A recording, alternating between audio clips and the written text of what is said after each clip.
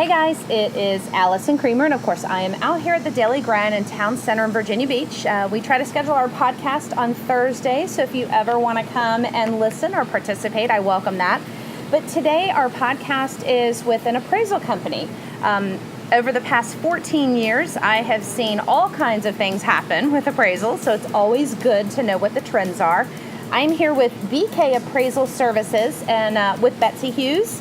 So Betsy, I'm going to let you introduce yourself, talk about a little bit about your company, how long you've been in business, and then we've got a few questions, and we actually took some Facebook questions this time, so we've got a great format. So go ahead. Okay, great. Like Allison said, my name is Betsy Hughes. I've been the owner of BK Appraisal Services for just over 10 years. I started the business myself and have been the sole appraiser in the business. When the market was high, I did have about 3 appraisers working for me, and then HVCC came along and everything changed, and so we went back down to just me as the appraiser. Ooh, give me that analogy. What is that anagram? Tell us what that means. The Home Value Code of Conduct, which has now been replaced by Frank Dodd. The business completely changed in 2008. The lenders could no longer order appraisals directly from us. They had to either create an in-house system of where the loan officer and the appraiser could no longer communicate. It had to go through an unbiased individual, and then some lenders chose to use appraisal management companies. So they got rid of the good old boy network, or what perceived. Exactly. Because I do believe that there were a lot of really honest, up and up lenders and appraisers. Yes. But obviously they had to make sure. Right. Okay. Right. They were concerned that when the market crashed, that it had to do with inappropriate appraisals and values. Favors. And yeah, exactly. Gotcha. Trying to hit that number. So for our side, it was better where we weren't pressured into coming up with a value where we could actually do our jobs and do our jobs correctly. So it actually was a good thing for your industry in a roundabout way, that you now didn't have the pressure of breaking ties or losing that revenue stream because you were afraid, like, oh, this is going to come in low, it's going to mess up the deal. So which is very true. But what it forced us as owners to do is restructure our business. Since we had built all those relationships with loan officers, we really had to restructure on how were we going to build our businesses going forward, because we couldn't have that contact anymore. Now we all have to be on an approved appraisal list. So it's pretty much like applying to a lender if you want to work with them, or an appraisal management company. That's good to know. It's interesting to hear your side of it, because we only see one side as real estate, and then lenders, of course, they have their perception. Right. So it's really good to hear your side of it. So before we met, I came up with a couple questions that I think, being in the business, I've had these myself. Some of them I think I know the answers to, and then I'm sure you're going to surprise me with a few of the answers. But for our area, of course, this podcast can be heard by anybody all over the country, all over the globe, actually. But we're focusing on Hampton Roads, specifically what I think they call it, like the 7 major cities. Yes. Yeah. So what are the top kinds of appraisals for our areas? What do you tend to see more buyers using, and that you're being called to do for that appraisal? It's really a combination of, when you come to the lender side, it's a combination of your FHA, your conventional, and your VA. VA, obviously, since this is a military area, VA is very large in the area. I am not on the VA list. It's extremely hard to get on that list.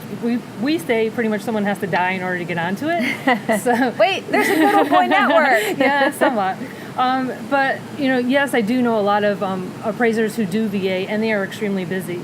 However, I'm very busy with doing conventional and FHA.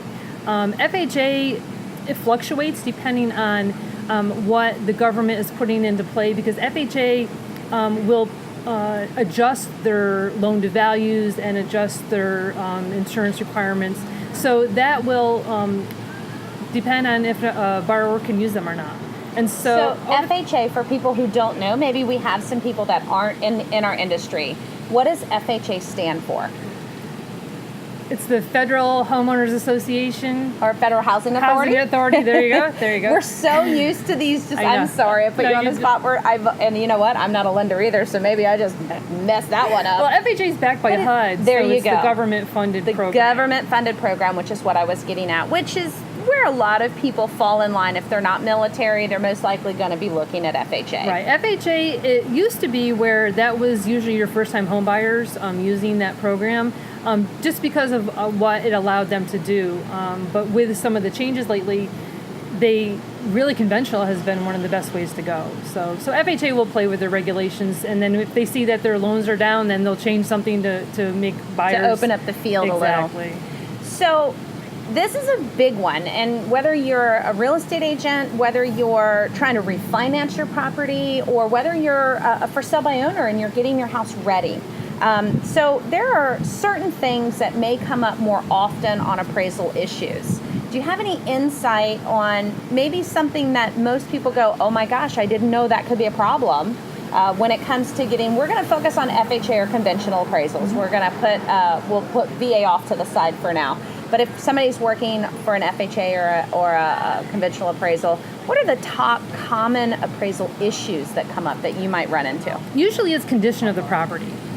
So if it's an older property, has peeling paint, they haven't maintained the exterior, you see structural issues, say cracks in your foundation or cracks in the walls, those are really the issues, because we're always looking at the structure.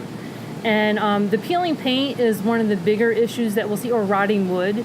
If you have wood trim on your home or wood siding, if you have rotting wood, any of the lenders do not want to see that. That usually typically will need to be repaired before the loan can be processed. So a good tip, if you are a real estate agent and you're getting ready to list a house, or you're a for sale by owner and you're trying to market yourself, one of the things I do when I take a listing is I walk the exterior of the house, and I'm looking at it from top to bottom. I'm looking at door jambs, I'm looking at window trims, looking at eaves and soffits, I'm looking at around the garage door where the water splashes up. Those tend to be the areas that will get hit with an appraisal condition. That's very true. And if the house doesn't have gutters on it, which a lot of the homes around here don't have gutters, they have the overhangs, that is going to deteriorate any wood that you have on the exterior sooner than it would if you didn't have gutters. We call that deferred maintenance. Exactly. A lot of times. I do too in my reports. Deferred maintenance. So, and then the heating systems are always the big things too. It needs to be properly heated at least. Cooling is not a major factor, although it would be very comfortable in our climate to have it. But a buyer may not want a house that doesn't have AC, but the appraiser doesn't necessarily focus on that. It just has to have a proper heating system. Yes. Now, would a wood stove? I actually have had somebody say that the wood stove was a heater. Yes. And I guess maybe many, many moons ago, many years ago, that might have been a factor, but not so much today. Well, and lenders will not allow just a wood stove to be a heat source. It needs to have another conventional type of heat source, whether a heat pump or oil furnace or anything even like electric that. baseboard. Electric baseboard. Something. Yep, exactly. Something. Yeah. Okay, good. Well, we kind of glazed over the most overlooked negative issues on an appraisal. And I think my question, I probably could have posed it a little bit better. I had an appraisal where it was right on a main road. Mm-hmm. So house was great. We looked at comparables, all of that. But we got hit for a negative adverse defect on the property. For the busy street. For the busy street. So we've had sellers who have beautiful homes, and while I try to help them understand the functionality of where this property is could be a detriment, meaning a buyer's choice, but there's really a clear indication for appraisers, is there? Well, location, as we know, location is always key in real estate. And so, if a home is on a busy street, say it's a 4-lane divided street that has a lot of traffic, we really need to look at the market to determine if that is a factor or not. So as I'm sure you hear us say, paired sales and all that, trying to come up with our adjustments, which in reality is extremely tough to find a paired sale of a already established home. But you need to, as an appraiser, we need to actually look around the area on a home that has sold, whether it's in the past year or past 5 years. We need to see where that house sold compared to other homes that are not on that busy street. And then that's where that adjustment should come from.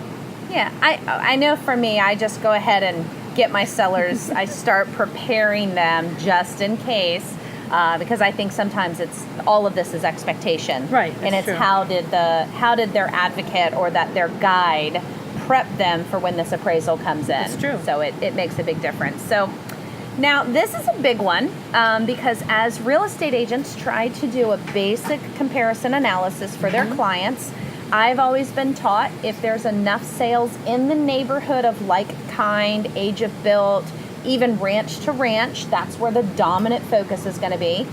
But I do have a lot of agents where I've tried to purchase their homes and I can see that they've gone way out of the community. To try to hit a number. So now we're not going to ask you to get deep on this, but in general, what kind of reply would you have for that scenario? Well, you'd always want to start within the neighborhood because that again, it's location.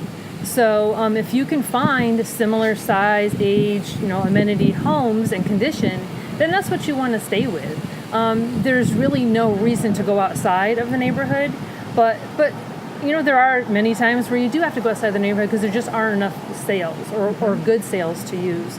So then you want to use neighborhoods that are very similar in composition as to the one that you're pulling from. So say if you're in a neighborhood that has older brick ranches, you don't want to go to a neighborhood that might be right next door, but it's a brand new community. Right. Because obviously they're not comparable.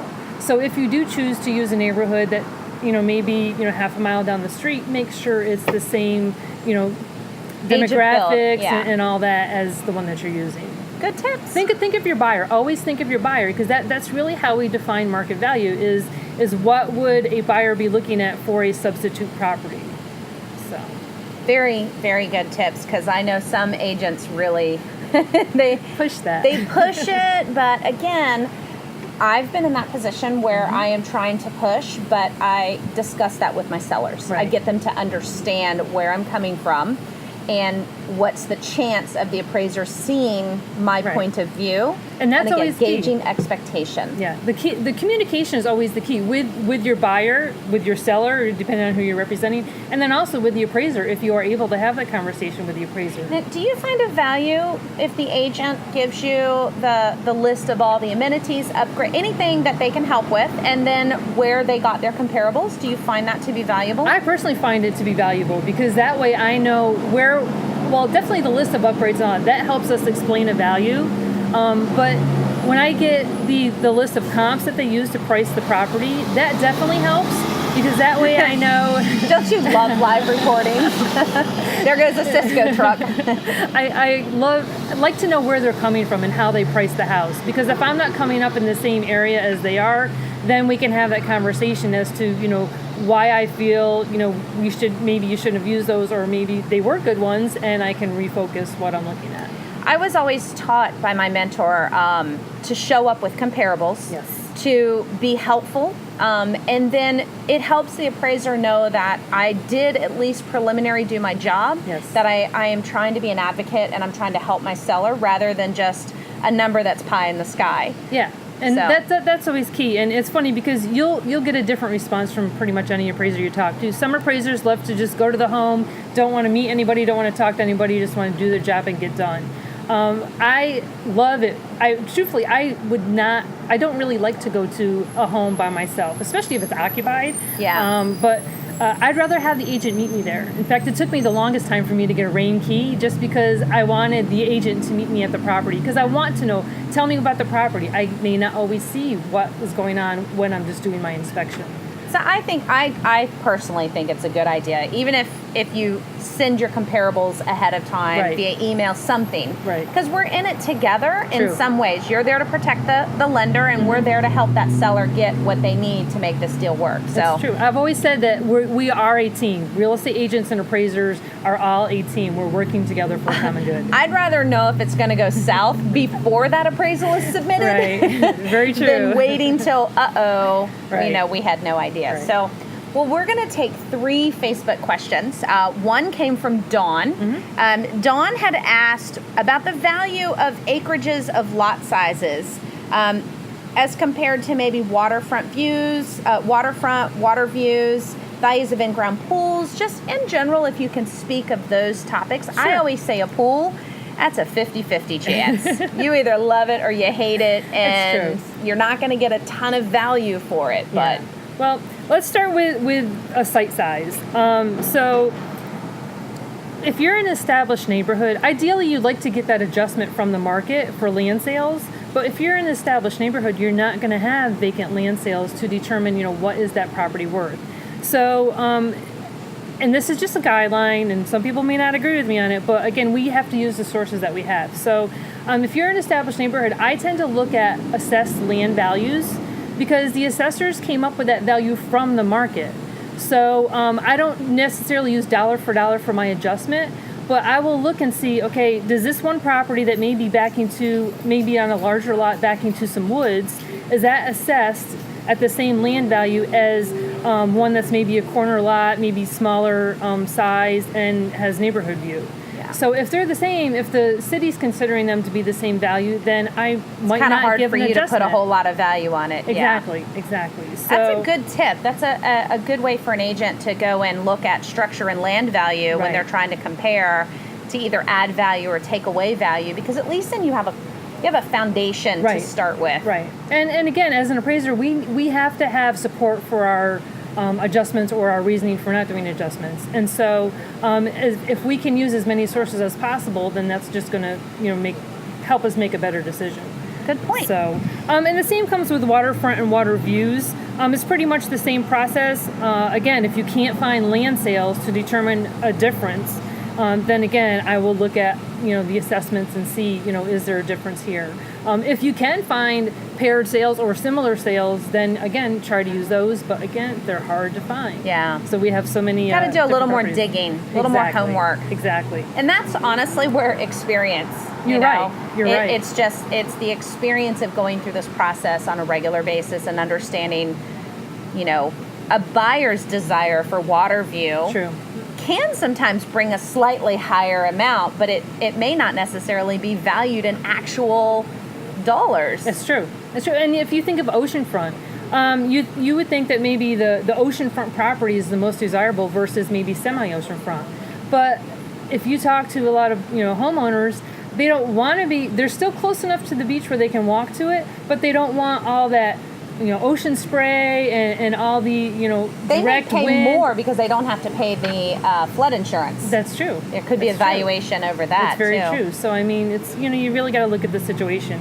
And then for pools, it all depends on the neighborhood, again, location. So, if you're in a neighborhood that is, the majority of the properties have pools, then there's going to be value there. Yeah. But if you go to a neighborhood that, doesn't have a whole lot of pools, then it might be some value, but maybe not as much as you would give in a neighborhood that you would expect a pool to be in. Like some people think, I put $35,000 into my backyard. Right. You're not going to get $35,000 back. True. I typically tell them they might get $5,000 to $7,000 in basic value if the buyer finds that value. That's true. That's true. And I've talked to a lot of buyers who don't want a pool because they have small children and they don't want the risk. So. But I mean, pools, if I were to put a dollar amount on it, it depends on the neighborhood. But and the quality of the backyard and the improvements, which kind of leads us into another question. Sure. Terry had a question in reference to the emerging outdoor living spaces. We are seeing more and more people literally put kitchens in their backyards and refrigerators and sound systems. So are you finding that there is an emerging trend or evaluation? Or would that be kind of like a pool? It would be similar to a pool. You do see a lot of these outdoor living spaces in a lot of the high-end communities, or even like your waterfront areas, because they want to spend more time outside because that's the most desirable area. You have all that water to look at. So outdoor living spaces can add value. It may not be direct value.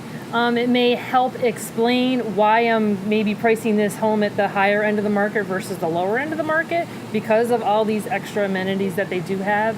So it just kind of helps you, like you said, if you have a grade of 100 to 150,000, you may be able to justify the 150 because it does have, but you're not going to go to 200 because it has an outdoor living space. Exactly. Yeah. Good point.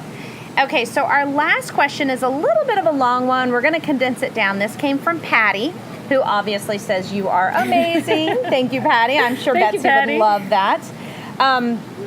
So all things considered, you have two similar houses in the neighborhood that are the same age and size.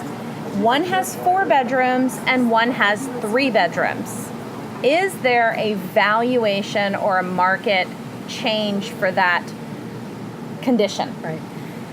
In that case, just off the top of my head, I would typically say we would not make an adjustment because we don't adjust off of bedrooms, we adjust off of square footage.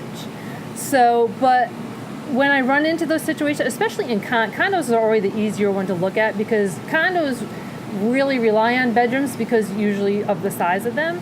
So in Patty's example, I would want to look at the market and try to find, again, similar size homes and see if the market's willing to pay more for a 4-bedroom versus a 3-bedroom. Because if it's the same size home and there's one more bedroom, then that means that there's less living space. So it's all going to be, what are the buyers preferring within that neighborhood? I still say it goes back to you have a chart most likely or a structure that you have to stay within, but it still goes back to what is the buyer willing to pay? It's true. And then does that fit into your chart of accounts or your structure? Right. And well, again, market value is defined by what is a willing buyer, willing to pay. So it all has to come back to the market. So we really, as appraisers, we need to be able to pull our adjustments from the market. So Patty had a second part to this question. Boy, she thinks a little deeper than I do. Patty deals with a lot of properties. Yes, Patty does. So the second part to this question, all things considered equal, just like the above question, except one house is significantly bigger than the other. Why is there an inverse relationship between value and square footage? I don't even know what that question means, Patty. Well, what she's saying is that typically what happens is as you add more square footage, your dollar per square foot decreases.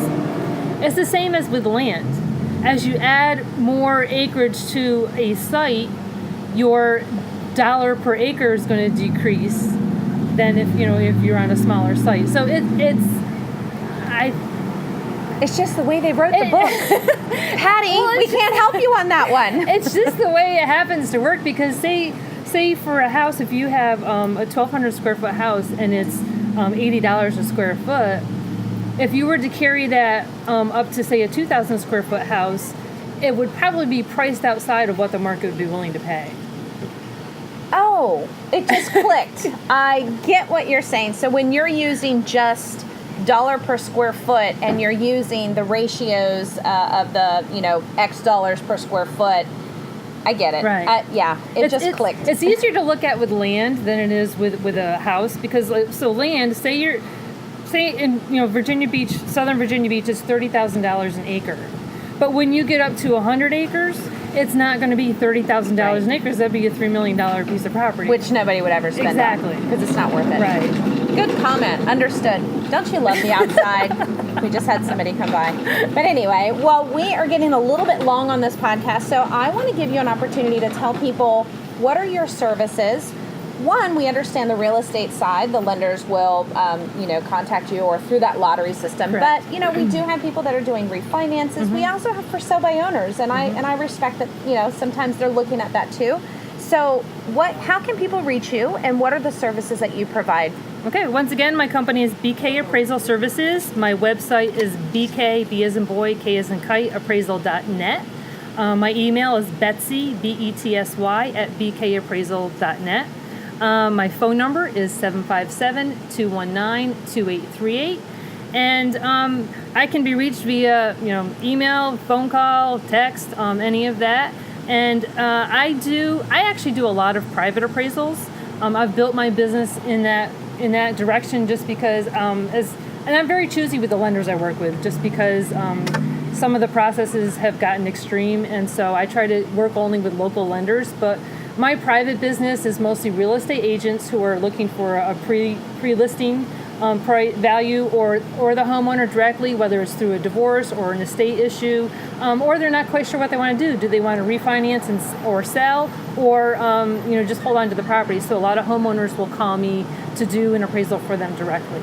See, I love that. I'm actually starting, because I think our market is starting to shift away from the distressed as much. Yes, so it is. We are starting to do more pre-listing appraisals, Yes. especially if the money is tight, and Yes. we know, and we also know though, just as a caveat for that, your appraisal is a foundation, but the buyer is still going to have theirs ordered. Exactly. But it gives us wiggle room. It gives us an ability to dispute or fight or say, wait a minute, Right. we've had it measured, we've had it looked at, and kind of helps with, well, we don't like to talk about disputing appraisals, but Well, it sometimes can you help. have to. But it also helps that second appraiser come in and It's really true. shoot for the number, because they can look back and see, okay, wait a minute, this came from Betsy. Yep. She knows what she's doing. She's been in the business long enough, Yeah. so sometimes it does help. It's true. So. And I also do measurement services as well. So if you go into a property and you don't think that the tax records are right and there's no old appraisal, then I can also come and measure the house for you and just give you that sketch too.